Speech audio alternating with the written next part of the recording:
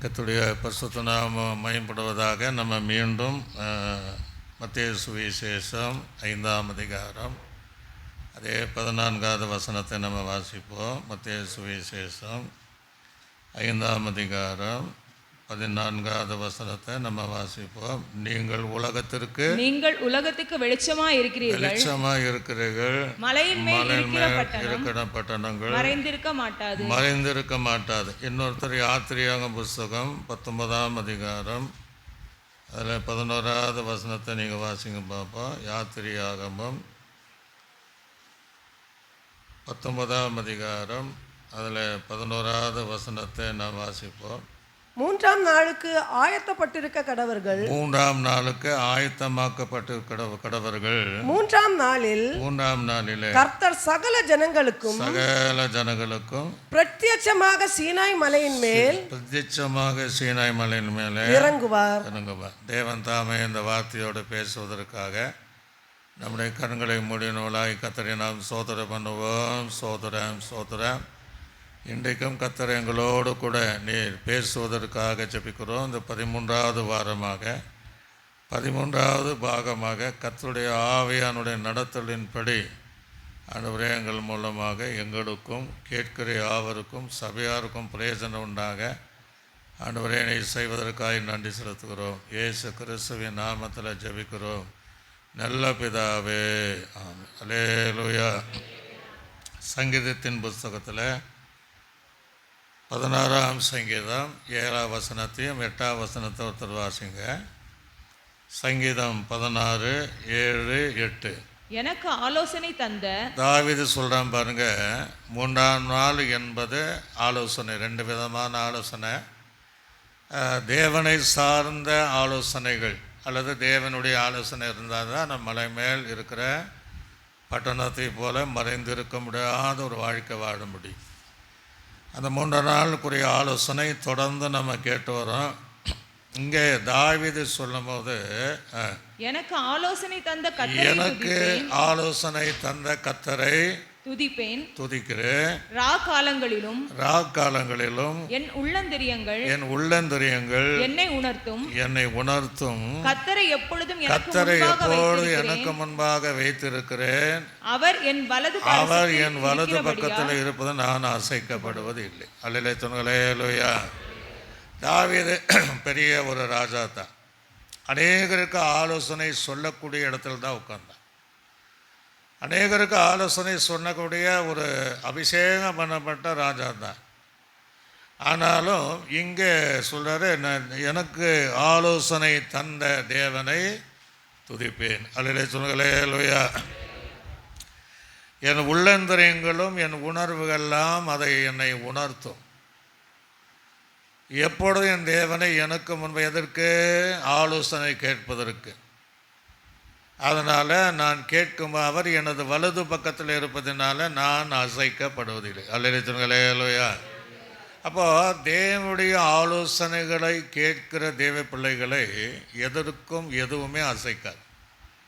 ஒவ்வொரு நாள் நம்ம காலையில் வீட்டில் வரும்போதெல்லாம் சில விஷயங்களை நம்ம ஆயத்தமாய் வர வேண்டும். காலை எழுந்தவுடன் என்ன செய்கிறோம்?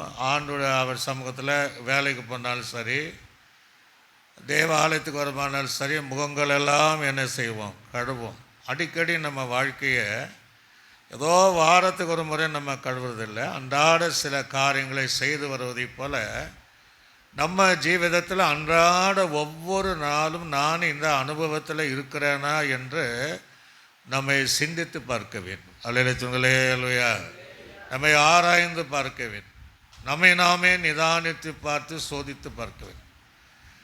ஆண்டவர் விரும்புகிற அந்த மலை பிரசங்கத்தின்படி நான் வெளிச்சமாக இருக்கிறேன்னா அல்லது அவருடைய ஆலோசனைப்படி நான் ஜீவிக்கிறேனா என்று பார்க்க வேண்டும்.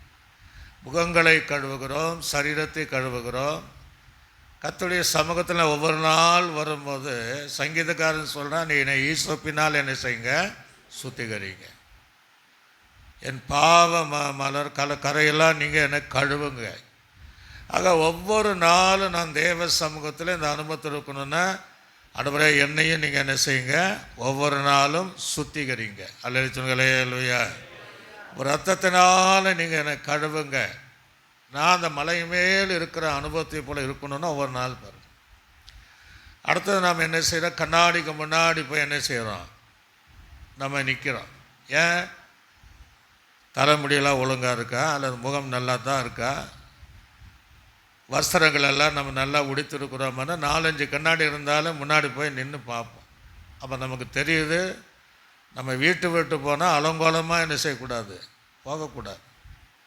அநாகரிகமாக ஆடை அணிந்து என்ன செய்யக்கூடாது, போகக்கூடாதுன்னு நல்லா தெரிஞ்சால் மேலே கீழே எல்லாம் பின்னாடி முன்னாடி எல்லாம் நம்ம என்ன செய்வோம், பார்ப்போம். நமக்கு ஒரு வேத கண்ணாடி வசனம், ஒரு அல்லேலூயா. அப்போ ஒவ்வொரு நாளும் அந்த வசன கண்ணாடி முன்னாடி நிற்கணும். நம்முடைய ஆவிக்குரிய சரியாக இருக்கா, அருவருப்பாக இருக்கா, தேவன் விரும்புகிற மாதிரி இருக்கா, அல்லது தேவன் வெறுக்கிற மாதிரி இருக்கா, அல்லது சங்கீதத்தில் சொல்லப்படி நம்ம சாட்சியாக இருக்கிறோமா, அநேக சாட்சிகளை கடைப்பிடித்திருக்கிறோமா, அநேகருடைய சாட்சிகளின்படி வாழ்கிறோமா, அல்லது வேதத்தின்படி நம்ம நடக்கிறோமானா அந்த வசனமாகி கண்ணாடியை பார்க்கணும். அல்லேலூயா. சத்தமாக சொல்லுங்களேலூயா. அதே போல் நம்ம போகும்போது சில டீச்சராக இருப்பாங்க, இப்போ எல்லாம் இந்த யூனிஃபார்ம் சிஸ்டம் வச்சுருப்பாங்க. அந்த யூனிஃபார்ம் போட்டு தான் அவங்க போவாங்க, ஸ்கூலுக்கு அப்படி தான் போகணும். அப்போ நம்ம பார்க்கணும், இந்த ரட்சிப்பின் வஸ்திரம் நம்மக்கிட்ட இருக்கா.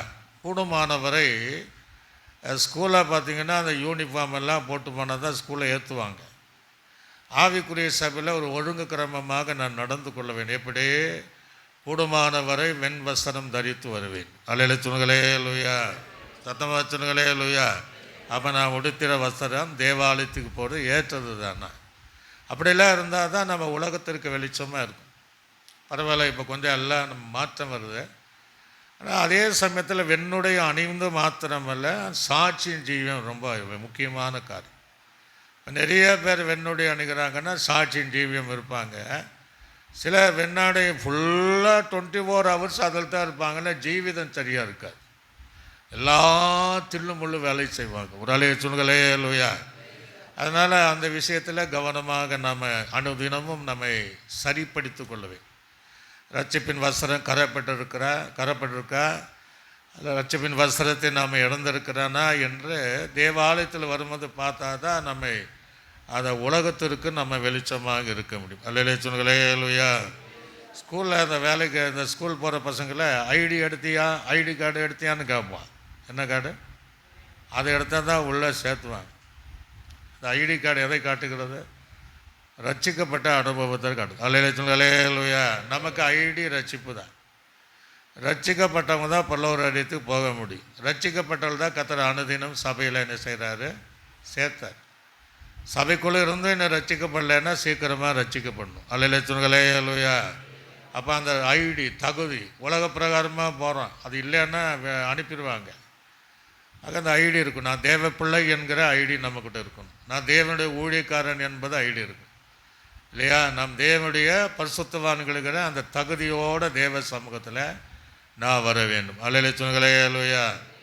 அதுக்கு பின்னாடி என்ன செய்வோம், நம்ம வேலைக்கு போனாலும் சரி, ஸ்கூல் பசங்க பாக்ஸில் எல்லாம் ஸ்நாக்ஸ் அந்த உணவெல்லாம் மதியான உணவெல்லாம் கொடுத்து விடுவோம். நமக்கு உணவு இங்கேயே கர்த்தர் தராரு. ஒரு அல்லேலூயா. என்ன உணவு, ஆவிக்குரிய உணவு. நானே ஜீவ அப்பம். மனுஷன் அப்பத்தினால மாத்திரமல்ல, தேவனுடைய வாயிலிருந்து புறப்படுகிற ஒவ்வொரு வார்த்தையிலும் பிழைப்பார். அப்போ நமக்கு சரீரத்துக்குரிய ஆகாரம் அல்ல, அந்த ஆவிக்குரிய ஆகத்தை பசியோடு இங்கே வரணும். அல்லேலூயா. இல்லையா. அப்போஸ்தலர் பார்த்தீங்கன்னா பிரசங்கம் பண்ணும்போது சந்தோஷமாக அந்த வசனத்தை ஏற்றுக்கொண்டார்கள். இந்த மோசே 40 நாள் இருந்தான்னா தனியாக குடிக்கலை, சாப்பிடலைன்னா அந்த வசனத்தினுடைய பலத்தில் தான் இருந்தான். ஆக நம்ம வசனத்தை கேட்கிற வசனத்தினுடைய ஆகாரம் சாப்பிட்டு பலம் அடையும்படியாக டிஃபன் பாக்ஸுடைய சரீரத்துக்குரிய ஆகாரம் அல்ல, இந்த தெய்வீக ஆகாரத்தை, ஆவியும் ஜீவனமாக இருக்கிற இந்த ஆகாரத்தை, வானமும் பூமியும் ஒழிந்து போங்க அந்த வசனம் ஒன்றும் ஒழியாத அந்த வசனத்தின் மேலே இருக்கிற தாகத்தோடு பசியோடு நாம் தேவ சமூகத்தில் வரணும். அல்லேலூயா அல்லேலூயா. அடுத்து என்ன கொண்டு போவோம்? பெரிய பாட்டில் தண்ணி கொண்டு போயிடுவோம். எதற்கு? தாகம் எடுத்தால் என்ன செய்யணும்? தண்ணி குடிக்கணும். ஆக இங்கே வரும்போது எப்படித்தான் வரணும்? தாகத்தோடு வரணும். அல்லேலூயா. ஜீவ நதியை அள்ளி பருக வரணும். நமக்குள்ளே ஜீவ நதிகள் புறப்பட்டு அநேகரை தாகம் தீர்க்கிற சமாரிய ஸ்திரீயை போல மாறணும். ஒரு ஆவிக்குரிய தாகம் நமக்கு உண்டாகும். அப்போ தான் சொல்வார், தாகம் உள்ளவன் மேலே என் தண்ணீரை ஊற்றுவேன். அல்லேலூயா. வறண்ட நிலத்தின் மேலே ஆறுகளை நான், அப்படி ஒரு தாகம் நமக்கு வரணும். இப்படி டெய்லி நம்ம ஆவிக்குரிய சோதனை செய்து வந்தால் அது மலைமேல் இருக்கிற பட்டணத்தில் உலகத்திற்கு ஆண்டு சொன்ன வார்த்தையின்படியும் அது மலைமேல் இருக்கிற பட்டணத்தில் மறைந்திருக்க மாட்டாத அனுபவத்தையும் கர்த்தர் நமக்கு தருவார். அல்லேலூயா.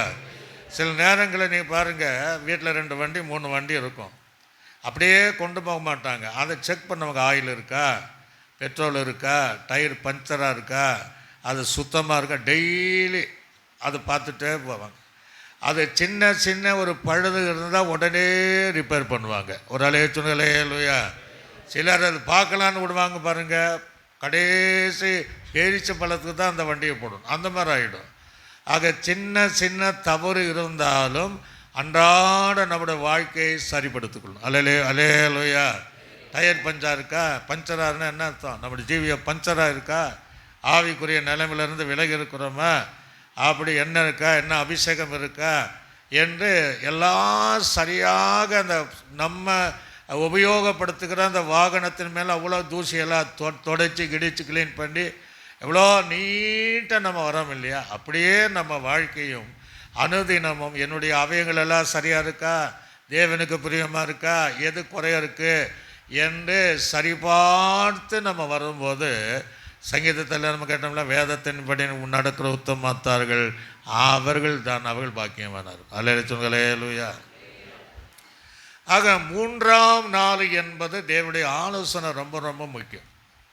நம்ம எவ்வளோ செய்தி கேட்டாலும், எவ்வளோ தேவ ஆலோசனை முக்கியம் என்று அறிந்தாலும், அநேக துர் ஆலோசனை கேட்டு நாம் விழுந்து போனாலும், தேவ ஆலோசனை கேட்பதனை அடிக்கடி நாம் மறந்து விடுகிறோம்.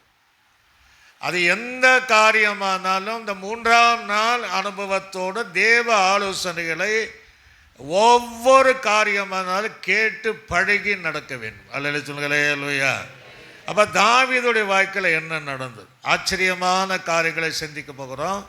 முதல் பகுதி பார்த்தீங்கன்னா ரொம்ப ஆசீர்வாதமாக இருக்கும். அது இடப்பகுதி பார்த்தீங்கன்னா ரொம்ப தாவீதுடைய நிலைமை ரொம்ப மோசமாக தான் இருக்கும். ஏன் அப்படின்னா அவன் ஆலோசனை கேட்கல. அதில் முதல் பகுதியில் தேவனோட ஆலோசனை கேட்டதுனால அவன் ஒரு குறை சொல்லாத ஒரு ஜீவிதத்தில் அவன் இருந்தான். அல்லேலூயா. தாவீது என்கிற பேரணிக பார்த்தீங்கன்னா அகராதியில் நிறைய அகராதி புத்தகம் இருக்குது. எல்லா புத்தகத்தில் எல்லா காரியம் கிடையாது. அதில் சில அகராதிகள் மற்ற ஒரே ஒரு புத்தகத்தில் நல்லா எழுதியிருப்பாங்க. அதையும் நான் பார்ப்பேன். பார்க்கும்போது அதில் தாவீதுக்கு என்ன அர்த்தம் அப்படி போட்டிருக்கேன்னா, நேசிக்கிறவன். ஒரு அல்லேலூயா. என்னங்க? நேசிக்கிறவன். அப்போ நீங்களும் நானும் தாவீதை போல நேசிக்கிறவர்களாக இருந்தால் தான் மலைமேல் இருக்கிற பட்டணத்தை போல மறைந்திருக்க முடியாதபடி உலகத்திற்கு வெளிச்சமாக இருக்க முடியும். அல்லேலூயா. நேசிக்கிறவன் என்பது என்ன அர்த்தம்? அவன் தேவனை முதலாவது நேசித்தவன். அல்லேலூயா. தன்னை நேசிப்பதை போல பிறனையும் நேசித்தவன். சவுலு கொல்ல வந்தாலும் சவுலின் மேலே நேசத்தை வைத்தான். யாரெல்லாம் அவனுக்கு எதிராக வந்தார்களோ அவளை நேசிக்கிறவனாக இருந்தான். அப்போ நீங்களும் நானும் உலகத்திற்கு வெளிச்சமாக இருந்துட்டு ஏதோ ஒரு ஆளை நம்ம நேசிக்கலைன்னா எப்படி உலகத்திற்கு வெளிச்சமாக இருக்க முடியும்? சபைக்குள்ளேயே இருக்கிறோம், பலரை நம்ம நேசிக்காமல் இருந்தால் எப்படி நம்ம உலகத்திற்கு வெளிச்சமாக இருக்க முடியும்? அநேக பரிசுத்தவான்களோடு கூட பழகுறோம், அவங்க மேலே நேசமே இல்லைன்னா எப்படி நம்ம தேவனுக்குள்ளாக வெளிச்சமாக இருக்க முடியும்? ஆக தாவீதுடைய பெயருக்கு ஏற்றபடி அவன் நேசிக்கிறவனாய் இருந்தான். அல்லேலூயா. நேசிக்க ஆண்டவராய் இயேசு கிறிஸ்துவை குறித்து பரலோகம் சொல்லுகிறது, அவர் என்னுடைய நேச குமாரன், இவர் மேல் நான் எப்படி இருக்கிறேன்? பிரியமாக இருக்கு.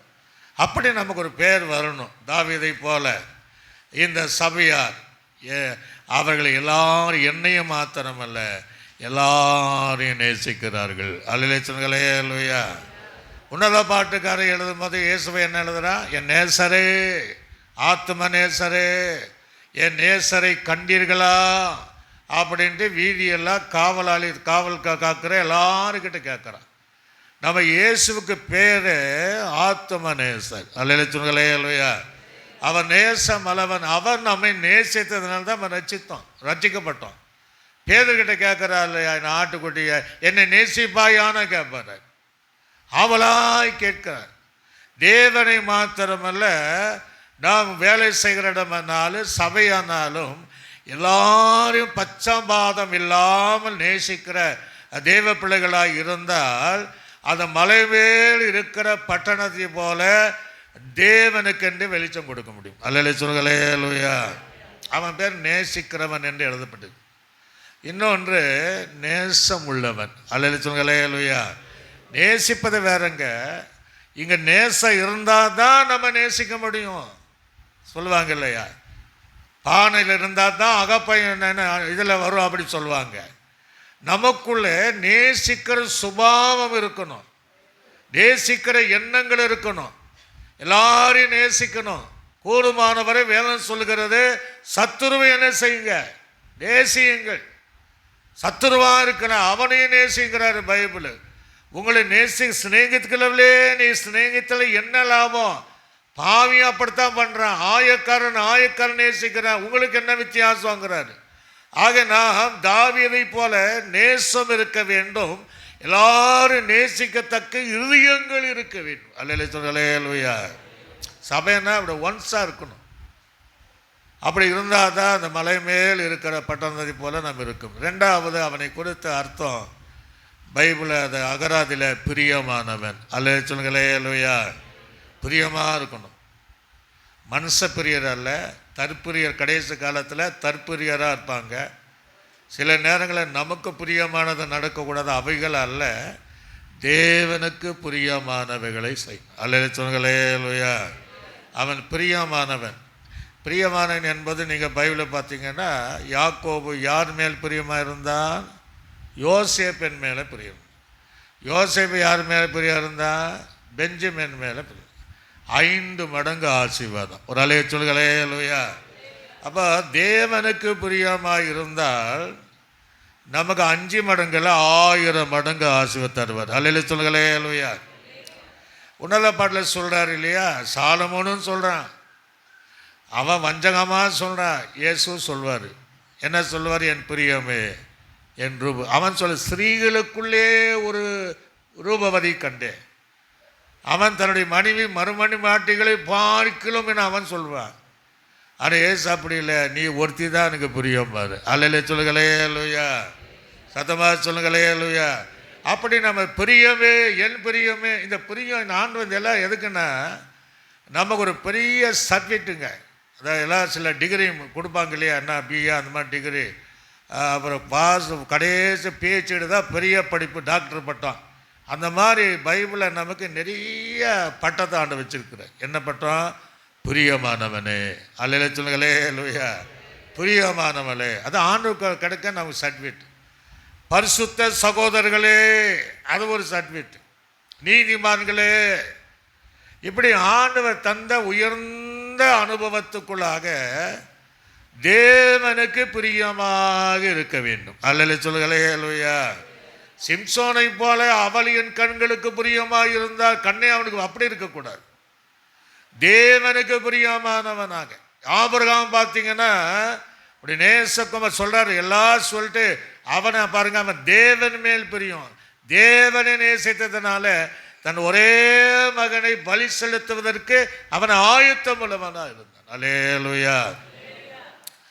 அதில் இன்னொரு வார்த்தை சொல்லியிருக்கு, மிகவும் பிரியமானவன். எனக்கு ஆச்சரியமாக அந்த பதம் பார்த்த உடனே, நம்ம இதுவரையும் தானியேலை தான் மிகவும் பிரியமானவன் பைபிளில் தூதவன் சொல்ல, நீ மிகவும் பிரியமானவன் என்று பெயர் பெற்றாய்.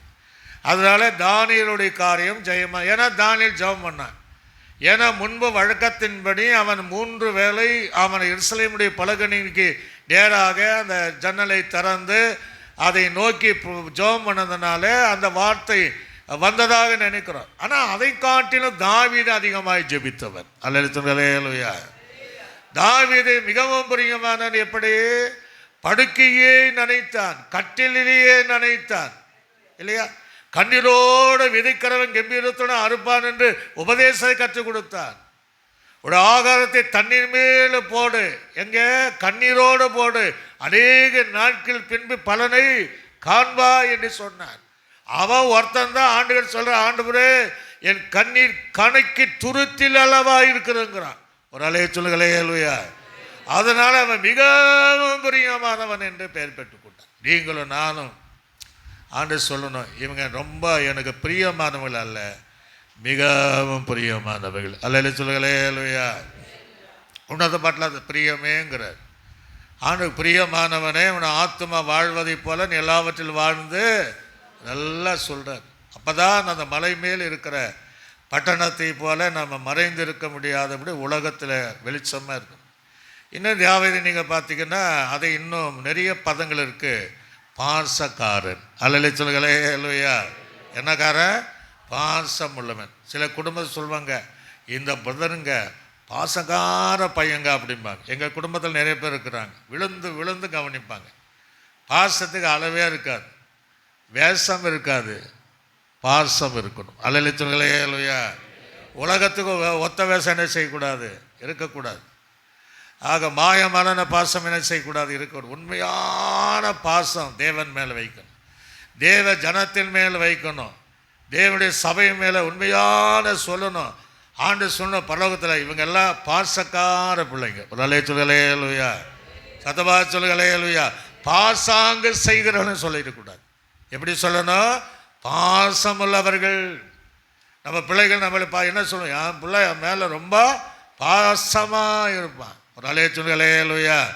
மாயமானமான அது எல்லாம் தாவீதுக்கு. ஆனால் ஆண்டவர் அவன் மேலே ஒரு காரியம் சொன்னார், என் இருதயத்துக்கு ஏற்றவன். அல்ல சொல்லுகலையா. வேற யாரையும் சொல்ல கிடையாது, என் இருதயத்துக்கு ஏற்றவன் என்று சொன்னார். அப்போ நீங்களும் நானும் தேவனுக்கு இருதயத்துக்கு ஏற்றவனாக இருக்க வேண்டும். அப்போ தான் நம்ம உலகத்திற்கு வெளிச்சமாக இருக்க முடியும்.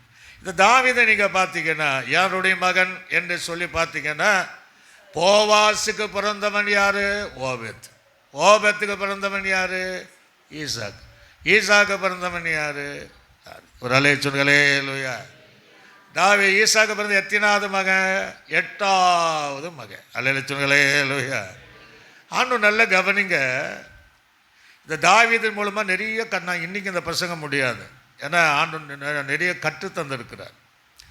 அப்போ இந்த தாவீதை நீங்கள் பார்த்தீங்கன்னா முதல் ராஜா யாரு? சவுல். எதை பார்த்தார்? சரீரத்தை பார்த்தார். சமஸ்த இஸ்ரவேல் ஜனங்கள் அவன் தோளில் கீழே இருந்தாங்க, அப்படி பார்த்தான், மேலே பார்த்தான்.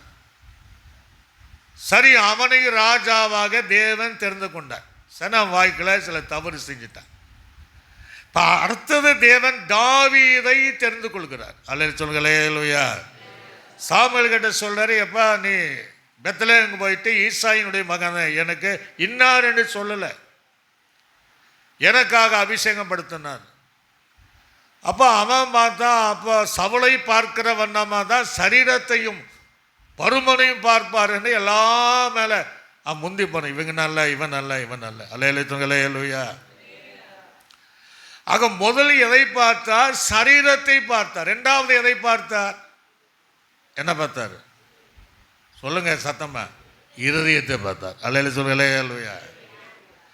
தாவீதை அபிஷேகம் படுத்துவதற்கு எதை தான் பார்த்தார்? சரீரம் அவனுக்கு உயர்வான ரொம்ப குள்ளமான மனுஷன் தான். சவுல் பழைய ஏற்பாடு காலத்தில் உயரமானவன், புதிய ஏற்பாடு காலத்தில் சவுல் குள்ளமானவன். அதான் அவன் என்ன நெட்டையன் குட்டையனுமாங்க. நெட்டையனும் தேவன் தெரிந்து கொண்டார், குட்டையனாகிய சவுலை தெரிந்து கொண்டார். அல்லேலூயா. ஆக இந்த தாவீது பார்த்தீங்கன்னா இருதயத்தை பார்த்தார். அப்ப தேவன் புதிய காலத்தில் எதை பார்க்கிறாரு? ரெண்டையும் பார்ப்பார். அல்லேலூயா. சரீரத்தையும் பார்ப்பார், இருதயத்தையும் பார்ப்பார். அப்ப நீங்களும் நானும் சரீரம் தேவனுடைய ஆலயம் என்று தெளிவா இருக்கு. அப்ப இருதயத்தையும் பார்ப்பார். இது ரெண்டுமே தேவனுக்கு சரியா இருந்தால்தான் அந்த உலகத்திற்கு வெளிச்சமாக இருக்க முடியும். அல்லேலூயா. புதிய ஏற்பாடு அப்படி பார்த்தார். புதிய ஏற்பாடு காலத்தில் என்ன பண்ணிட்டாரு? சிலருக்கு இருதயம் சரியில்லை, உடனே வெள்ளை அடிக்கப்பட்ட கல்லறையான்ட்டாரு. ஆக ஒரு பாத்திரம் வெளிப்பக்கத்திலும் உள்பக்கத்திலும் ரெண்டும் பரிசுத்தமாக இருக்க வேண்டும். சாப்பிடக்கூடிய தட்டு வைத்துக்கிடுங்க. வெளியெல்லாம் அசிங்கமாக இருக்கும், உள்ள சுத்தமாக இருக்கும். நீங்கள் சாப்பிட முடியுமா? கை வைக்க முடியுமா?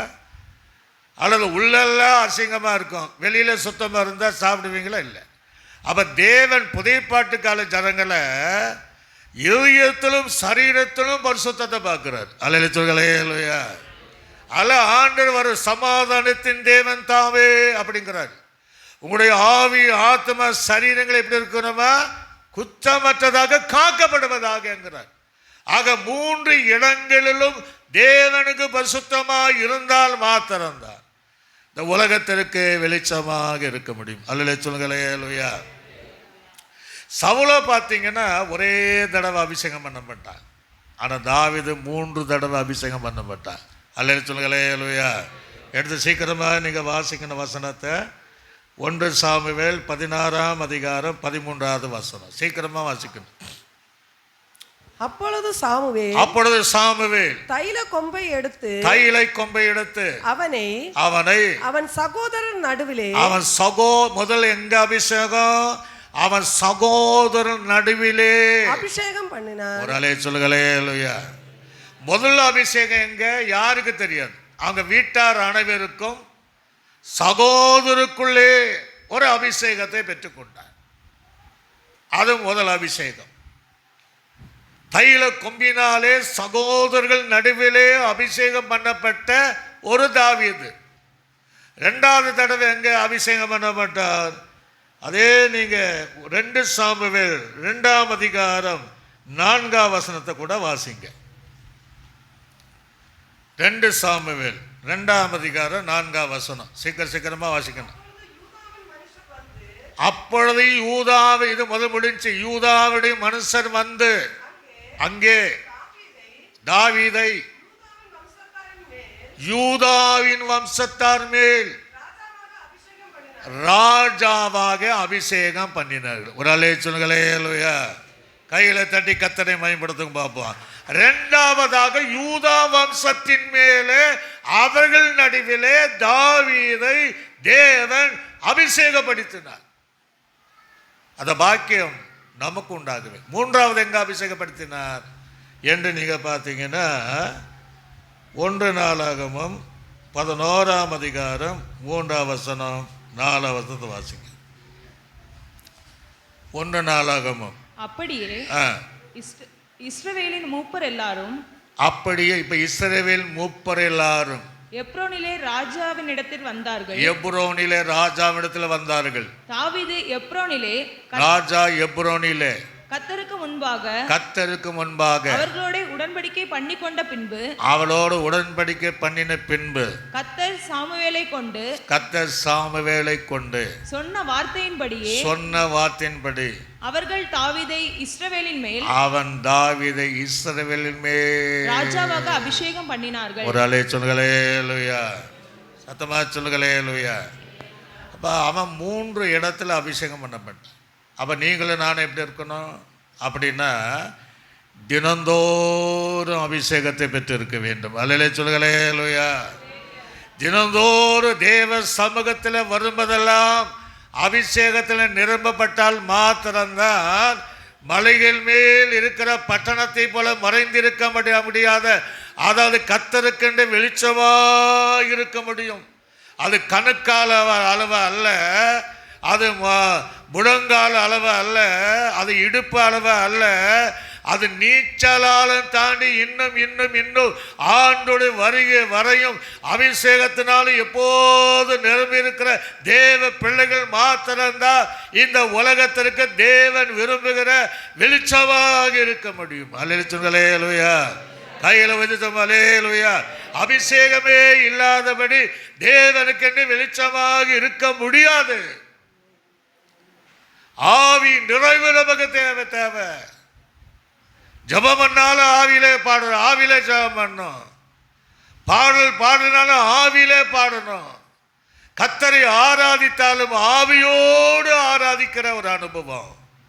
அந்த அனுபவம் உள்ள தேவ பிள்ளைகள் மாத்திரம்தான் அவர்கள் மலை மேல் இருக்கிற பட்டணத்தை போல அவர்களால் வெளிச்சம் தர முடியும். அவர் மறைந்திருக்கக்கூடாத வாழ்க்கை அவர்களால் வாழ முடியும். அல்லேலூயா. இந்த தாவீதை குறித்து இன்னும் பார்க்கும்போது அவன் ஒரு விசுவாச வீரர். எபிரேயர் நிருபத்தில் வாசிக்க வேண்டாம், 11:32 இருக்கு. அப்போ நீங்களும் நானும் விசுவாசிகள் என்று பேருக்கு அர்த்தப்படி எல்லாவற்றையும் விசுவாசிக்கிறவர்களாக இருக்க வேண்டும். அல்லேலூயா. சத்தமா சொல்லுங்களேலூயா. ஆனால் மனுஷகுமாரன் வரும்போது விசுவாசத்தை காண்பேன். விசுவாசம் என்பது வெறும் எழுத்தல்ல, விசுவாசிகளுக்குள்ளே இருக்கிற விசுவாசத்தை காண முடியாதுங்கிறார். ஆக நமக்குள்ள விசுவாசம் எபிரேயர் நிருபங்களில் 11ஆம் அதிகாரத்தை பார்த்துட்டிங்கன்னா அந்த விசுவாசத்தின் உடையவளாக இருக்க வேண்டும். நாவிலே ஒரு வார்த்தை சொன்ன விசுவாச வார்த்தை சொல்லணும். மரணமே நடக்கக்கூடிய சூழ்நிலை தான், அது ஒன்றும் ஆகாதுன்னு சொல்லணும். ஒரு அல்லேலூயா. அப்படி விசுவாச வார்த்தை அதான் ஆண்டு சொல்ல, எப்போ நீ மரியாதை நீ விசுவாசித்தால் தேவ மகிமை காண்பாய். அல்லேலூயா. சீசர்களுக்கெல்லாம் அந்த விசுவாசம் கிடையாது. ஆண்டவரே எங்கள் விசுவாசம் வர்த்திக்க பண்ணுன்னு ஜெபம் பண்றாங்க. ஏன்னா அவங்களுக்கு எதுலையுமே விசுவாசம் கிடையாது. பவுலுக்கு விசுவாசம், நான் விசுவாசிக்கிறவன் இன்னார் என்று அறிந்திருக்கிறேன். அல்லேலூயா. ஆக நாம் விசுவாச வீரர்களா தாவீதை போல இருந்தாதான் மலைமேல் இருக்கிற பட்டணத்தை போல மறைந்திருக்கக்கூடாத ஒரு ஆசீர்வாதமான நிலைமையிலே நாம் இருக்க முடியும். அல்லேலூயா. இன்னும் நீங்கள் தாவீதை குறித்து பார்த்தீங்கன்னா தகப்பனுடைய ஆலோசனை கீழ்ப்படிந்தான், தகப்பனுடைய கட்டளை கீழ்ப்படிந்தான். ஆடு மேய்க்கிறவனை அழைத்து உங்கள் அண்ணன் தம்பி யுத்தத்தில் இருக்கிறாங்க, போய் விசாரித்து வரும்படி அவனை அழைத்த உடனே அவன் ஓடி வந்து அதை எதிர்த்து பேசாமல் அந்த இராணுவ தடவளத்திற்குள்ளாய் கடந்து விசாரித்து தகப்பன் கொடுத்ததையும் கொடுத்தார். அப்படி தகப்பனுக்கு கீழ்ப்படிந்தவன். அல்லேலூயா. தகப்பனுடைய வார்த்தைக்கு ஆலோசனைப்படி நடந்தவன். அங்கே என்ன நடந்தது? அது போன இடங்களிலே இஸ்ரவேல் ஜனங்களெல்லாம் அந்த கோலியாத்துக்கு பயந்திருக்கும் போது ஏன் பயப்படுறாங்க? அவன் நம்ம பட்டியத்தினால் கொண்டு போடுவான உயிருக்கு பயந்திருந்தாங்க. சவுல் முதல் எல்லா ஜனங்களும் பயந்திருக்கும் போது இவன் உயிரையே பணைய வைத்து தன் உயிரையே கையில் பிடித்து என் உயிர் போனாலும் பரவாயில்ல, இவன் கர்த்தருடைய நாமத்தை நிந்திக்கிறானே என்று வைராக்கியத்தோடு ஆற்றங்கரையை சென்று 5 கூலங்கள் எடுத்து அடைப்படையில் போட்டு ஒரு கல்லினால அந்த பெலிசனை முறியெடுத்து வெட்டி தலையை அவன் சுமந்து வந்து இஸ்ரவேலுக்கு பெரிய ஜெயத்தை பெற்றுக் கொடுத்தவன் தாவீது. அல்லேலூயா. சத்தமா சொல்லுங்களேலூயா. நம்ம என்ன ஜெயம் எடுக்கிறோம்? கோலியாத்தை போல பிசாசுகள் நமக்கு எதிராக செயல்படும் போது ஜெயம் எடுக்கக்கூடியவளாக இருக்க வேண்டும். வெளிப்படுத்தல் விசேஷத்தா 7 இடத்துல ஜெயங்குளம் தான் பரலோக ராஜ்யம் போக முடியும். நாம் எதை ஜெயம் எடுக்கணும்? மாம்சத்தோடு இரத்தத்தோடு மாத்திரமல்ல, துரைத்தனத்தோடு. உலகத்தின் அதிபதி அந்தகார லோகாதிபதி போராட்டம் நமக்கு என்ன இருக்கு? உண்டு. நம்முடைய ஆயுதங்கள் எதிரினுடைய அரண்களை நிர்மூலமாக்கக்கூடிய ஆயுதங்களாக இருக்கும். ஒவ்வொரு நாளும் நமக்கு எதிராக போராடுகிற சகலவற்றையும் ஜெயித்து ஒரு வீர நடை நடக்கக்கூடிய தேவ பிள்ளைகள் மாத்திரம்தான் அதை உலகத்திற்கு வெளிச்சமாக இருக்க முடியும். அல்லேலூயா. தோற்று போனவர்கள் அல்ல, தோல்வி முகத்தோடு இருக்கிறவர்கள் அல்ல, அவங்க எப்போ மலை மேல் இருக்க முடியும்? தேவனை போல ஜெயம் எடுத்தவர்கள், பரிசுத்தவான்களை போல ஜெயம் எடுத்தவர்கள் வாழ்க்கையில் அவங்க மாத்திரம்தான் இந்த உலகத்திற்கு வெளிச்சமாக இருக்க முடியும். அதான் ஸ்ரீகள் பாடினார்கள், தாவீது கொன்றது சவுல் கொன்றது 1000, தாவீது கொன்றது ஒரு அலேலுயா. அப்படி கனத்தை பெற்று கொண்டவன் தாவீது. அவனுக்கு பெருமை வரல. அதனால அவங்காலத்தில் அவன் ஒரு விளக்காக இருந்தான். இந்த புதிய காலத்தில் தாவீதை போல நாம் இருந்து உலகத்திற்கு நாம் வெளிச்சமாக நாம் இருக்க வேண்டும் என்று கர்த்தர் அங்கே சொல்லுகிறார். தாவீதை இன்னும் குறித்து பார்த்தீங்கன்னா அவன் நல்ல ஒரு மெய்ப்பன். சொல்லுங்களேலுயா, நல்ல ஒரு மெய்ப்பன். மெய்ப்பனானவன் மந்தைகள் மேல கவனமா இருக்கணும் என்று சொல்றாரு. ஆக அவர் நல்ல மெய்ப்பன். எப்படி மெய்ப்பனா இருந்தா? இயேசு நல்ல மெய்ப்பன். ஆனா இவனும் ஒரு நல்ல மெய்ப்பனா இருந்தான். ஆடுகளை மேய்த்து கொண்டு சிங்கம் ஒரு தடவை ஒரு ஆட்டை கொண்டு போகும்போது ஒரு ஆடு தானே அப்படின்ட்டு போகாம பின்தொடர்ந்து சிங்கத்தை காட்டிலும் பாய்ந்து, அதான் சொல்ல சேனைக்குள் பாய்ந்தேங்கிறான். பாய்ந்து சிங்கத்தினுடைய தாடையில் பல்லுக்கு இரியாக அந்த ஆட்டை காத்து கொண்டு வந்த தாவீது. அல்ல சொல்லுங்களேலுயா. இன்னொரு தடவை கரடி அப்படிதான் ஓடி போய் அதையும் அப்படிதான் பண்ணி பாதுகாத்த தேவன். அவன் ஒரு நல்ல மெய்ப்பன். அல்ல சொல்லுங்களேலுயா. சங்கீதத்தில் அதான் எழுதுறான். என்ன எழுதுறான்? கர்த்தர் என் மெய்ப்பராக இருக்கிறார், நான் தாட்சி அடியேன், அவர் என்னை புல்லுள்ள இடங்களுக்கும் அமர்ந்த தண்ணீர் அண்டை கொண்டு போய்விடும். அவர் என் ஆத்துமாவை ஏற்றி என்னை நீதியின் பாதையில் நடத்துவார். நான் மரண இருளில், அவனுக்கு அந்த சூழ்நிலை இருக்கும். அப்படி நடந்தாலும் நான் என்ன செய்ய மாட்டேன், பயப்பட. தேவரே ஆலோசனை தண்ணி கூட இருக்கிறேன். அவர் என்ன சொல்றாரு? சத்தருக்கள் பந்திய ஒரு ஆயத்தப்படுத்தி என் பாத்திரம் நிரம்பி நிரம்பி நிரம்பி ஒரு அலேலுயா. எப்படி இருக்கா பாத்திரம்? தாவீதுடைய ஏன் ஆண்டுடைய நான் தேவன் என்னுடைய தந்த ஆலோசனை நினைத்து நான் கர்த்தரை துதிக்கிறேன். அவருடைய ஆலோசனைப்படி நடந்தால் நிரம்புகிற அனுபவம் இருக்கத்தான், நிரம்பி வழிகிற அனுபவம் இருக்கும்.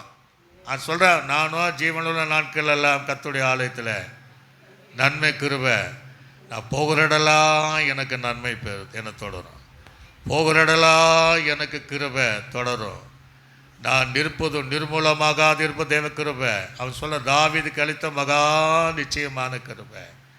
இப்படிப்பட்ட அனுபவம் உள்ளவர்கள் தான் அங்கே மலை மேல் இருக்கிற பட்டணத்தை போல நாம் இருக்க முடியும். அல்ல சொல்லுங்களேலுயா. தாவீது எதுவரை இருந்தான்? அதே சங்கீதம் 32 எழுதும் போது 32ஆம் 31:12 எழுதுறான். நல்ல கவனிக்கு. இப்போ டோட்டலாகவே அவன் வாழ்க்கையை மாறிப்போச்சு. 30:12 நான் எல்லாராலும் மறக்கப்பட்டு செத்தவனை போல உடைந்த பாத்திரத்தை போல ஆளுன்ட்டான். இப்போ இங்கே என்ன சொன்னா?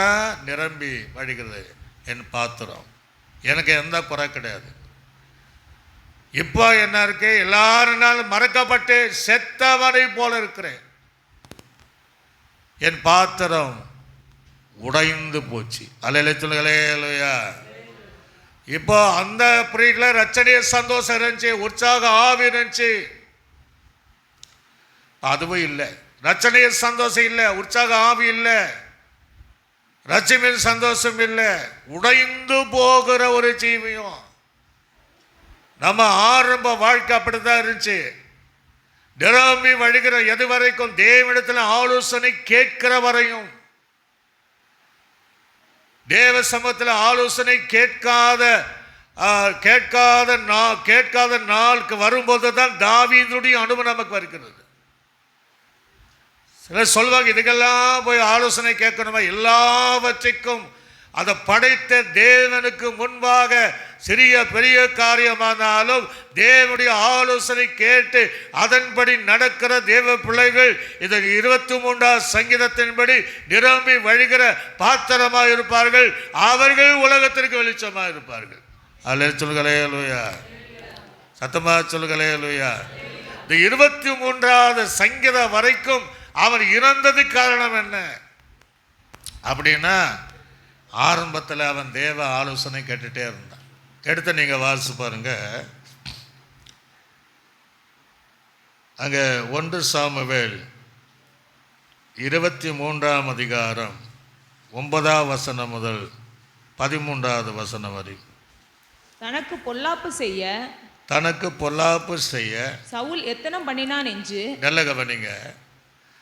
சவுல் தாவீதுக்கு எதிராக பொல்லாப்பு செய்ய எத்தனம் பண்ணினான் என்று தாவீது அறிந்து கொண்ட போது, தாவீது தெரிஞ்சு போச்சு பண்ணுறான். அப்போ என்ன செய்வான்? போய் ஒன்றா ஒளிஞ்சிருக்கணும், யுத்தம் பண்ணணும். அறிந்த பின்பு ஆசாரியனாகிய அபியத்தாரை நோக்கி ஏபோத்தை இங்கே கொண்டு வா. ஏபோத்து இங்கே கொண்டு வா. ஒரு அலைச்சுங்களே லூயா. சவுலுடைய ஏபோத் தான், அவன் தவறுனா அது இன்னொரு நாள் சொல்கிறேன். ஏபோத்தை ஊரியும் துப்பியும் வைத்து தான் தேவன்கிட்ட ஆலோசனை கேட்பாங்க. இப்போ சவுல் தனக்கு எதிராக வருவது அவனுக்கு நல்லா தெரியுது. இப்போ நமக்கு எதிராக ஒருத்தர் வராருன்னு நமக்கு தெரியுது. உடனே நம்ம எழும்பி என்ன செய்யணும்? எதிராக போகணும்.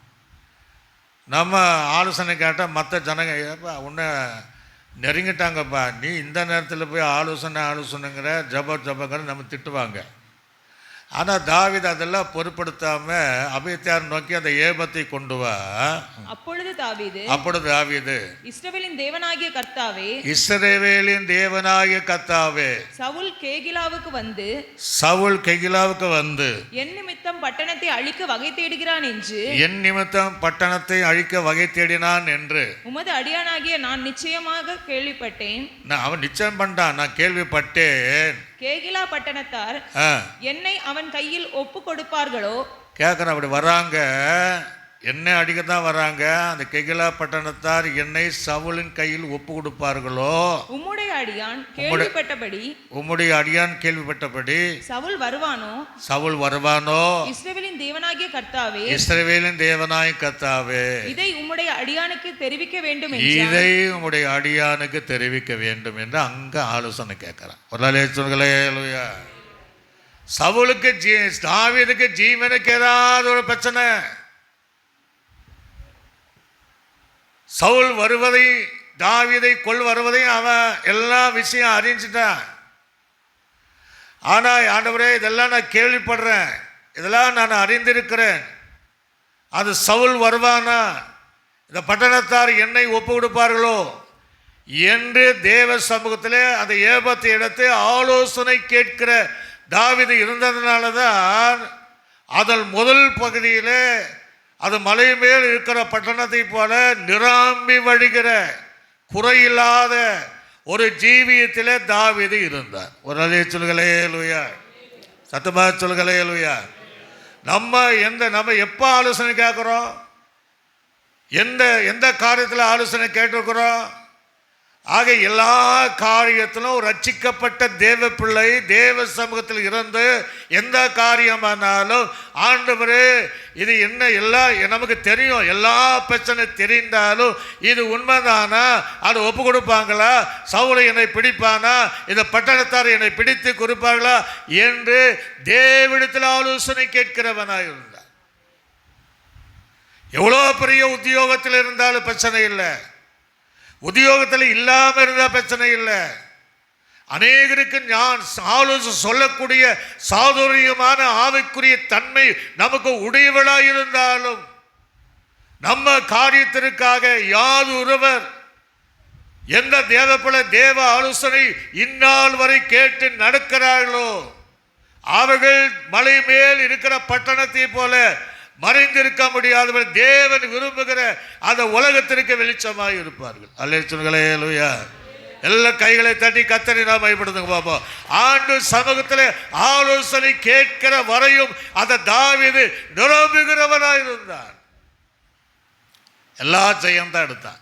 அந்த வசனத்தை வாசிங்க பாப்போம், வாசிங்க சீக்கிரமாய். அதற்கு கர்த்தர் அவன் வருவான் என்றார். ஆண்டு சொல்லிட்டாரு, வருவான். கேகிலா பட்டணத்தார் என்னையும் என் மனுஷரையும் சவுலின் கையில் ஒப்பு கொடுப்பார்களோ என்று தாவீது கேட்டதற்கு கர்த்தர் ஒப்பு கொடுப்பார்கள் என்றார். ஒப்பு கொடுப்பாங்க. ஒரு நாளே சொல்லுங்களே லூயா. வருவானா? வருவான். ஒப்பு கொடுப்பாங்களா? ஆண்டவர் சொல்றார். இவன் கேள்விப்பட்டது கரெக்ட். அடுத்தது, ஆகையால் தாவீதும் ஏறக்குறைய 600 பேராகிய அவன் மனுஷரும் எழும்பி கேகிலாவை விட்டு புறப்பட்டு போகக்கூடிய இடத்திற்கு போனார்கள். ஒரு ஆளு போகக்கூடிய இடத்துக்கு போனார்கள். தாவீது கேகிலாவில் இருந்து தப்பி போனான் என்று சவுலுக்கு அறிவிக்கப்பட்ட போது தான் புறப்படுகிறதை நிறுத்தி வைத்தான். ஒரு ஆளே சொல்லுங்களே. இப்ப தாவீது இந்த ஆலோசனை கேட்கல, அப்போ அங்கேயே இருந்தான். வந்தா ஒரு கை பார்க்கட்டோன்னா நிச்சயமாக சவுல் தாவீதை கொல்லக்கூடிய சூழ்நிலைகள் உருவாயிருக்கு. தாவீதுடைய சரித்திரங்களே வேதத்தில் வித்தியாசமாக எழுதப்பட்டிருக்கும். கெகிலா ஜனங்கள் ஒப்பு கொடுப்பார்கள்னா ஒப்பு கொடுப்பார்கள் என்பதை ஆண்டு தெளிவாக சொல்றாரு. அந்த ஆலோசனை கட்டளை கேட்டதுனால இனி இந்த இடத்துல நம்ம இருக்கக்கூடாது என்பதை உணர்ந்த தாவீது தன் கூட்டத்தை தப்பித்து கொள்ளக்கூடிய இன்னொரு இடத்திற்கு போனான். இதை கேள்விப்பட்ட சவுல் தன் பிரயாணத்தை தடை செய்து நின்று கொண்டான். அல்லேலூயா சொல்லுங்களேலூயா, சத்தமா சொல்லுங்களேலூயா. அப்போ சவுலை நிறுத்தினது எது? சவுளுடைய எண்ணங்களை மாற்றினது எது? தாவீதை தப்பி வைத்தது. தாவீதினுடைய கூட்டத்தாரை தப்பி வைப்பது எதுன்னா தேவனுடைய ஆலோசனை. ஒரு அலைய சொல்லுங்களேலூயா, கர்த்தருடைய ஆலோசனை. அதான் சொல்ற, எனக்கு ஆலோசனை தந்த அந்த கர்த்தரை தேவனை இன்னும் நான் துதிப்பேன். என் இதயம் உள்ளந்தரையும் அதை உணர்த்தி கொண்டே இருக்கும். எனக்கு தந்த தேவனை துதிக்கணும். அவரை எப்பொழுதும் என் வலது பக்கத்தில் வைத்திருக்கிறேன். அவர் எனக்கு முன்பாக இருக்கிறபடியா நான் அசைக்கப்படுவதில்லை என்கிறார். அல்லேலூயா சொல்லுங்களேலூயா. தேவனை நம்ம எந்த டிபார்ட்மெண்ட் ஆனாலும் தங்களுக்கென்று ஒரு ஆலோசனை கூட ஒன்று வச்சுருப்பாங்க. அவங்க என்ன சொல்கிறாங்களோ அவங்க தான் சைட்டுக்கு போய் இன்னெல்லாம் பிளான் பண்ணிட்டு தான் போவாங்க. நமக்கு ஆலோசனை தர கர்த்தர் பக்கத்திலேயே இருக்கிறார். அல்லேலூயா சொல்லுங்களேலூயா. நாம் எங்கெல்லாம் போகிறோம் அவர் வலது பக்கத்திலேயே இருக்கிறார். அல்லேலூயா சொல்லுங்களேலூயா. அந்த தேவனிடத்தில் ஆலோசனை கேட்கணுங்க. அந்த தேவ ஒருவேளை உங்களுக்கு எதிராக சில பிரச்சனைகள் உங்களை அழிப்பதற்கு, உங்களை தகர்ப்பதற்கு, அல்லது உங்களை இந்த இடத்தை விட்டு அப்புறம் போவதற்கு, உங்களை சார்ந்தவர்களையும் எதிராக செயல்பட்டு அழிப்பதற்கு ஒருவேளை சத்துருக்கள் பல விதங்களில் எழுப்பினாலும், அதை நீங்கள் அறிந்திருந்தாலும், அதை கேள்விப்பட்டாலும், அதை அப்புறப்படுத்தி ஆண்டவரே இது உண்மைதானா என்று தேவ சமூகத்தில் கேட்கும்போது அவைகளிலிருந்து தப்பிவிக்கக்கூடிய ஒரு வழியை தேவன் உண்டு பண்ணுவார். அல்லேலூயா. 1 கொரிந்தியர் எழுதுகிறார், மனுஷனுக்கு நேரிடுகிற சோதனை இல்லாமல் வேறு ஒன்று உங்களுக்கு என்ன செய்யாது. அப்படியே வந்தாலும் தப்பிப்பதற்கு ஒரு போக்கையும் தேவன் உண்டு பண்ணி வைப்பார். இப்போ ஆலோசனை அங்கே தான் இருக்குது. அப்போ தேவ ஆலோசனை கேட்கிற ஜனங்களுக்கு பாதிப்பு இல்லையா? தேவ ஆலோசனை கேட்கிற ஜனங்களுக்கு பிரச்சனை இல்லையா? தேவ ஆலோசனை கேட்கறதுக்கு சத்துரு இல்லையா? அவன் சொல்ல நாளுக்கு நாள் சத்துரு பெருகி என்ன செய்கிறாங்க, நிறைய இடத்துல எழுதுதான் இருக்கிறாங்க. ஆனால் அதான் சங்கீதம், நான் மரண இருளில் பள்ளத்தாக்கில் நடந்தாலும் பொல்லாப்புக்கு பயப்படும் தேவரி என்னோட. ஒரு அலே சொல்லுங்களேலூயா. எனக்கு ஆலோசனை தந்தேன் தேவன் என்னோடு இருக்கும்போது, கர்த்தர் என் பட்சத்தில் இருக்கும்போது நான் பயப்படேன். கர்த்தர் என் பட்சத்தில் மனுஷனுக்கு அவன் என்ன அல்லே சொல்லுங்களேலூயா. என்னை சுற்றி படையெடுத்து வர 14,000 பேருக்கு நான் என்ன செய்ய விட மாட்டேன், பயப்பட மாட்டேன். ஏன்னா கர்த்தர் அவனோடு அதிலிருந்து தப்பி வைக்கக்கூடிய ஆலோசனை சொல்லக்கூடிய தேவன் இருக்கிறார். நம்ம அதை மறந்துடுறோம். தீர்மானம் பண்ணுங்க, ஆண்டவரே இனி என் வாழ்க்கை முழுவதும் நான் உம்முடைய ஆலோசனை கேட்பதற்காக நான் நடப்பேன். நான் ஒவ்வொரு முறையும் தேவ சமூகத்தில் ஆலோசனை கேட்டுட்டே இருப்பேன்.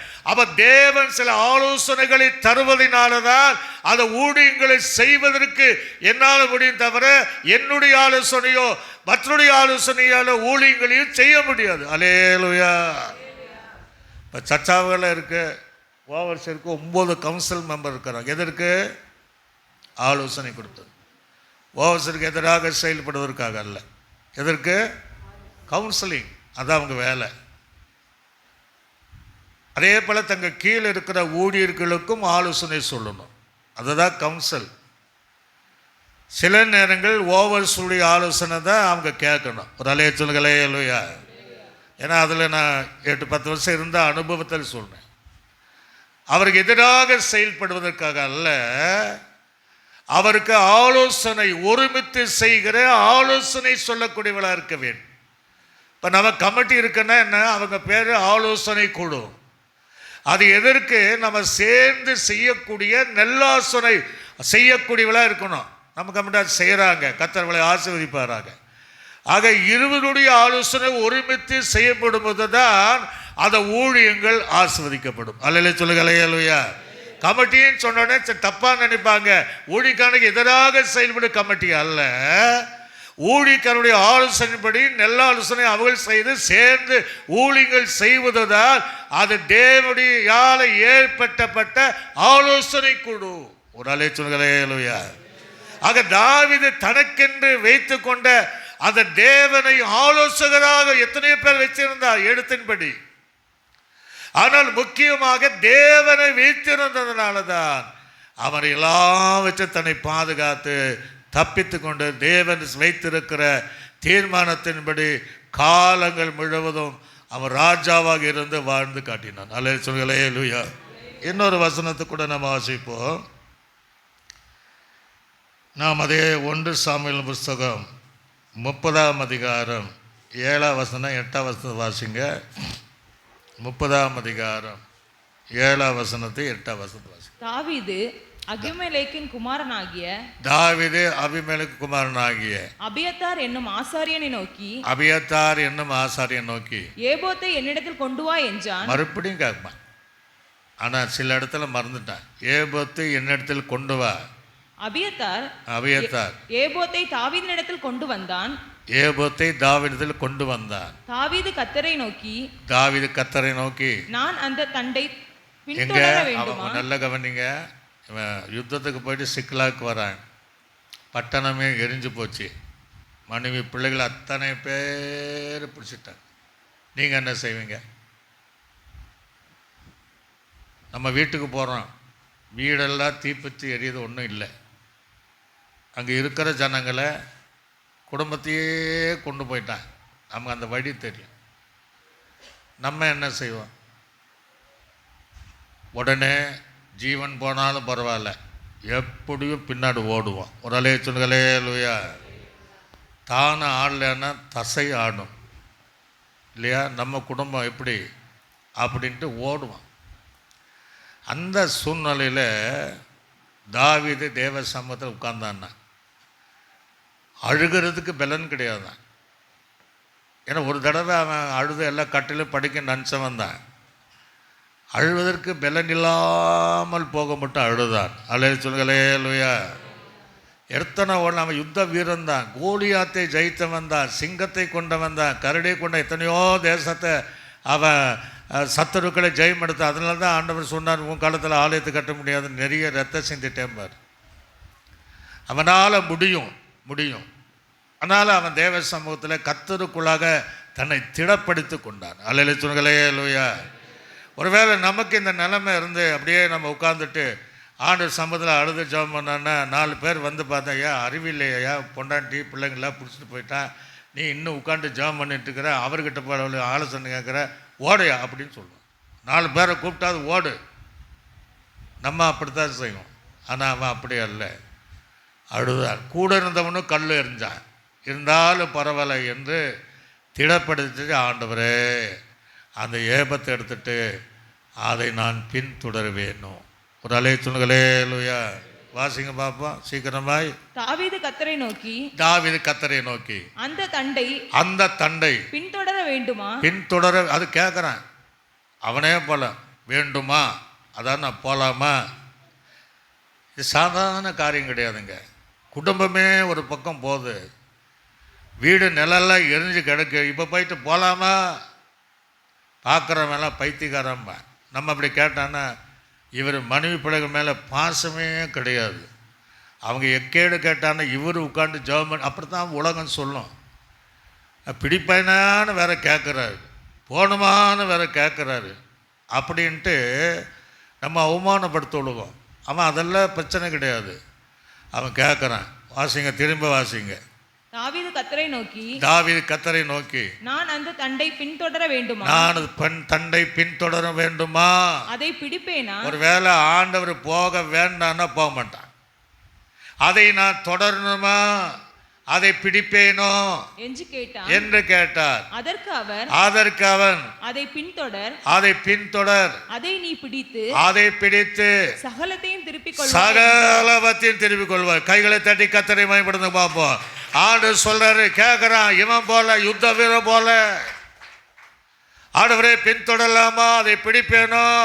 ஆண்டவர் இன்னொரு எக்ஸ்ட்ரா சொல்றாரு, எப்பா நீ பின்தொடரப்பா, நீ பிடிப்ப, நீ என்னத்தை இழந்தையோ எல்லாவற்றையும் நீ திருப்பிக் கொள்வாய். அல்லேலூயா சொல்லுங்க, அல்லேலூயா. அதை கேட்கல, நான் இழந்ததை திருப்பிக் கொள்வேன்னு அவன் கேட்கல. எல்லாம் போயிட்டாங்களே, அதை நான் திருப்பிக் கொள்வேன்னா அதை கேட்கல. அதை தொடரணுமா, அதை பிடிப்பேன்னா அப்படிதான் கேட்ட தவிர ஆண்டவர் அவனுக்கு பதில் சொல்றாரு, நீ தொடரு, அதை பிடிப்பாய், நீ இழந்ததை இங்கிருந்து கொண்டு போனதை ஒன்று விடாம எல்லாவற்றையும் நீ பெற்றுக்கொள்வாய். அல்லேலூயா சொல்லுங்க, அல்லேலூயா.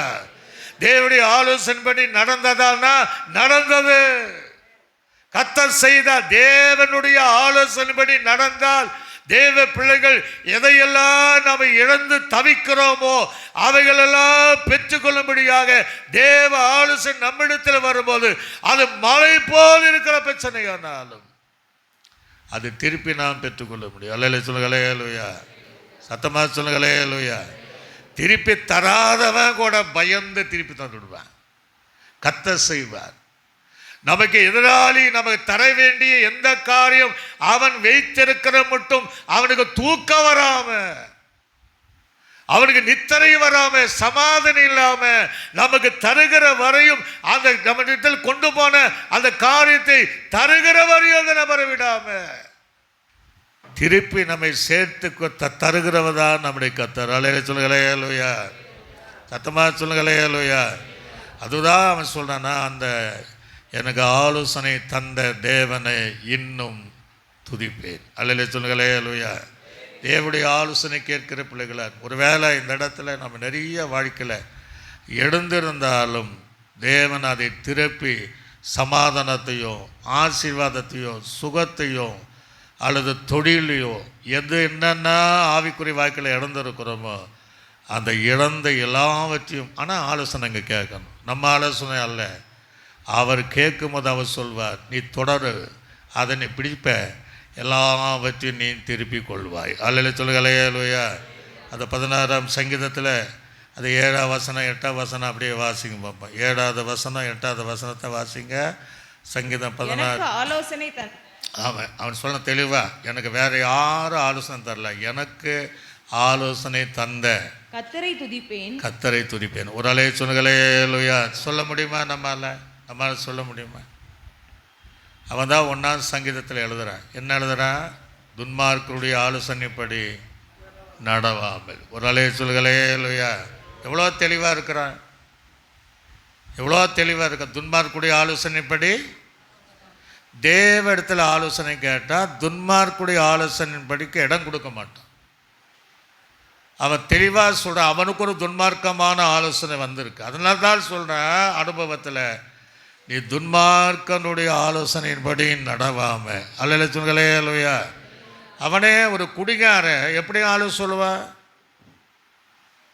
ஒரு பாவம் செய்வன் எப்படி நமக்கு நல்ல ஆலோசனை சொல்லுவான்? அவனே துஷ்டனா துன்மார்க்கமாக நம்மளை எப்படி ஆலோசனை சொல்லுவான்? நமக்கு நல்ல ஆலோசனை தருகிற பரிசுத்தவான்கள் இருக்கிறாங்க. தேவன் நமக்கு ஆயத்தமாக இருக்கிறார். அல்லேலூயா சொல்லுங்க, அல்லேலூயா. தீர்மானம் பண்ணுங்க, எந்த காரியமானாலும், சின்ன கொஞ்சம் தூரம் போனாலும், போகலாமா வேண்டாவா, இதை செய்யலாமா செய்யக்கூடாதா, இதை பேசணுமா பேசக்கூடாதா, இந்த நிலங்கள் வாங்கலாமா, அந்த வண்டி வாங்கலாமா, இங்கே குடியிருக்கலாமா, திருமணம், எந்த காரியமானாலும் ஆண்டவர் சமூகத்தில் கேட்டுகிட்டே இருக்கணும். அல்லேலூயா சொல்லுங்க, அல்லேலூயா. ஆண்டவர் அதில் பதில் செஞ்சுட்டே இருப்பார். அவருக்கு பிடியம் இல்லைன்னா தடுத்து நிறுத்திடுவார். அல்லேலூயா சொல்லுங்க, அல்லேலூயா.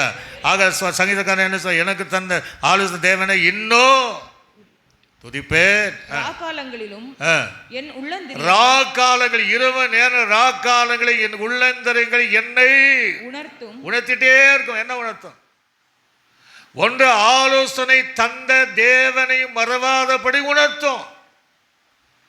இன்னொன்று, தேவன் இன்னும் நமக்கு ஆலோசனை தருவார், எல்லாவற்றையும் ஆலோசனை கேட்கணும் என்று ராக்காலில் உள்ளந்தரைகள் உணர்த்திட்டே இருக்கும்.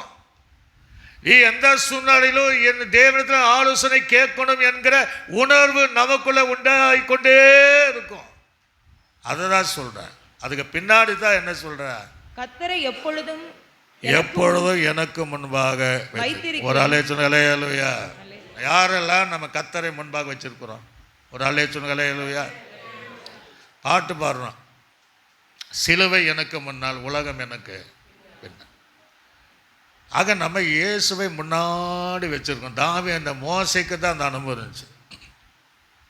ஆண்டவரே ஒரு கட்டத்தில் வரமாட்டேன்ட்டார். உனக்கு முன்னாடி போக மாட்டேன், இந்த ஜனத்தோடு போக மாட்டேன், விட்டுடு அப்படின்னு. அப்போ மோசை சொன்னால், இல்லை இல்லை, உம்முடைய சமூகம் எனக்கு முன்னாடி போகலைன்னா நான் இந்த இடத்துல இருந்து போக மாட்டேன். அப்போ சொன்னேன், இல்லை, என் சமூகம் உனக்கு முன்பாக. அப்போ அல்லையிலே சொல்லுங்களேயா. அப்போ ஆண்டவர் எல்லா விஷயத்திலும் முன்பாக வச்சுக்கணும். அதான் சொல்கிறார், நீ முதலாவது பரலோக ராஜ்யத்தை நீதி, அப்படி இவைகளெல்லாம் கூட நம்ம எங்கே முன்ன வைக்கிறோம்? வேற யாரோ அந்த இடத்துல வச்சிருக்கிறோம். அதான் பிரச்சனை. சமாதானம் இல்லை, எடுத்த காரியத்தில் ஜெயம் இல்லை, நினைத்ததை சாதிக்க முடியல. ஏன் அப்படின்னா யாரையெல்லோ கொண்டு வச்சிருக்கிறோம்.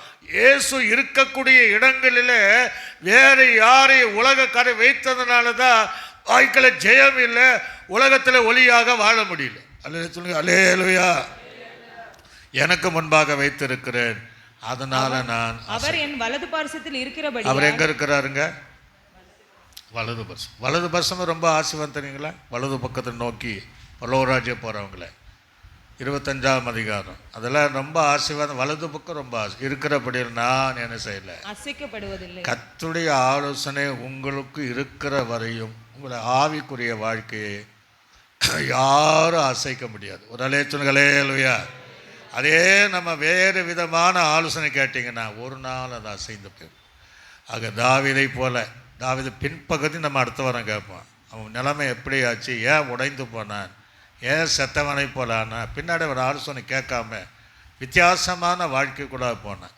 நம்ம வாழ்க்கை அப்படி இராதபடி என்றைக்கும் உயிருள்ள நாள் வரையும், கர்த்தர் வருக வரையும் அவரே என் ஆலோசகர் என்று அவரே நினைத்து அப்படியே எழும்பி தேவ சமூகத்தை நோக்கி, ஆண்டவரே, தாவீதுக்கு கொடுத்த ஆலோசனையின்படி எந்த காரியம் என்னாலும் நீர் எங்களுக்கு ஆலோசகராக இருக்கணும். அப்போ நாங்கள் உலகத்திற்கு வெளிச்சமாக கேட்கிற தேவ பிள்ளைகள், ஒரு வேளை உங்களுக்கு தவறான ஆலோசனைப்படி நடந்திருந்தால், அல்ல இன்றைக்கு தீர்மானம் பண்ணுங்க, தேவனுடைய ஆலோசனைப்படி நடப்பேன் என்று சொல்லும்போது அந்த ஆலோசனை தான் உங்கள் வாழ்க்கையில் இருந்ததையெல்லாம் தேவன் தருவார். கர்த்தர் உங்களுக்கு முன்பாக இருப்பார். ஒரு வேளை இதை கேட்கிற தேவ பிள்ளைகள் உங்களுக்கு எதிராக சவால் விட்டுருப்பாங்க, உன்னை ஒரு வழி பண்ணிடுவேன் அப்படின்ட்டு, இந்த வீட்டிலையே இருக்க மாட்டேன்னு கூட சவால் விட்டு இருப்பாங்க. உன்னை என்ன செய்ய பாரு என்று கூட வார்த்தையில் வந்திருக்கலாம். ஆனால் நீ தேவ ஆலோசனைப்படி நடந்தால் உன்னை ஒருவரால் அசைக்க முடியாது. அவர் உன் வலது பக்கம் தீர்மானம் பண்ணுங்க, எல்லா காரியத்திற்கும் நான் இனி தேவனுடைய ஆலோசனை கேட்பேன், தேவனுடைய ஆலோசனை கேட்பேன். எல்லாரும் கைகளை தட்டி ரீபா லாபா ராபா சந்தாபாரா, ஒரு அபிஷேகம் இந்த ஜனத்தின் மேலே இறங்கணும்ப்பா. தாவீதை முதல் பகுதியிலே தேவ ஆலோசனைப்படி நடந்து அந்த பாத்திரங்கள் நிரம்பி வழிந்து, ஆண்டவரே நன்மை குறைவை அவனை தொடர்ந்ததை போல இதை கேட்கிற ஒவ்வொரு மேலும் ஆலோசனை கேட்கிற ஒவ்வொரு மேலும் வாழ்க்கையில் உத்தியோகத்தை இழந்தவர்கள், தொழிலை இழந்தவர்கள், நிலங்களை இழந்தவர்கள், பொருளாதாரத்தை இழந்தவர்கள் எல்லாவற்றையும் திரும்பி பெற்றுக்கொள்ளும்படியாக இன்றைக்கு தேவன் ஒரு அற்புதங்களை செய்வதற்காக நாங்கள் ஜெபிக்கிறோம். சுகத்தை இழந்திருக்கிற தேவ பிள்ளைகளின் சரீரத்தில் ஒரு அற்புதங்கள் நடப்பதாக என்று கட்டளை இருக்கிறோம். இங்கே நிற்கிற யாவரும் என் வாழ்க்கையில் அதை இழந்த இதை இழந்த என்று சொல்லுகிற தேவ பிள்ளைகள் இனி வருகிற காலங்கள் தேவனுடைய ஆலோசனைகளை எல்லோசனை கேட்கும் போது, ஆண்டவரே அவைகளெல்லாம் நான் திருப்பி தேவன் எனக்கு தந்தார், கர்த்தர் எனக்கு நன்மை செய்தபடியார் அவரை பாடுவேன் என்று சொல்லி தேவ சமூகத்தில் வருவதற்கு நீர் உதவி செய்வதற்காக ஜெபிக்கிறோம். உடைய வருகைக்காக நீர் ஆயத்தப்படுத்தும். இயேசு கிறிஸ்துவின் நாமத்தில் ஜெபிக்கிறோம் மிக நல்ல பிதாவே. என் ஆத்துமாவே கர்த்தர், என் முழுலமே என் ஆத்துமாவே கர்த்தரே கர்த்தர் செய்த சகல புகழ் மறவாதே. கர்த்தராகிய கிருபையும் பிதாவாக தேவனுடைய அன்பும் பரிசுத்த ஆவியினுடைய அன்னையினை ஐக்கியம் சந்தோஷ சமாதானம் அனைவரோடும் சகல பரிசுத்தம் கேட்கிற யாவரோடு ஆண்டவராக இயேசு கிறிஸ்து வருகை புரிந்தோம் சதா காலை என்று நம்மோடு கூட இருப்பதாக. அல்லேலூயா, அல்லேலூயா, அல்லேலூயா. கர்த்தர் உங்களுடைய யாவரையும் ஆசீர்வதிப்பார்.